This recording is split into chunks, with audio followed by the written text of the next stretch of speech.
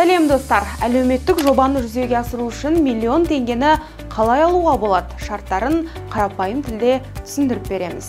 Пайдалы инфо, қысқа әрі түсінікті ақпарат.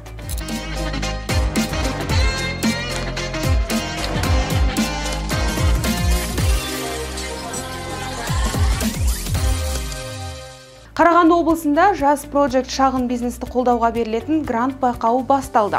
Жобаның мақсаты жастарға әлеуметтік осал топты қолдауға арналған бағдарламаларды жүзеге асыру. Биыл бөлінген грант қоры 63 миллион теңге. Байқау барысында 63 жеңімпаз анықталады. Үздік қатысушы 1 миллион теңгені иемденеді. Байқауға қатысу үшін өтінім беруші Қазақстан Республикасының азаматы болуы тиіс. Екіншіден, қатысушының жасы 18 бен 29 жас аралығында болуы қажет.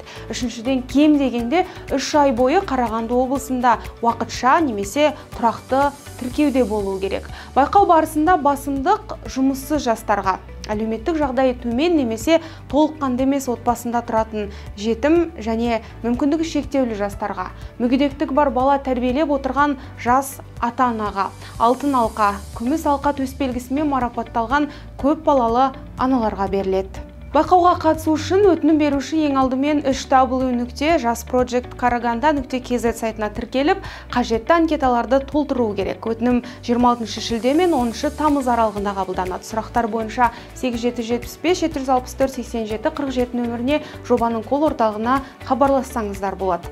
Баршаңызға сәттілік.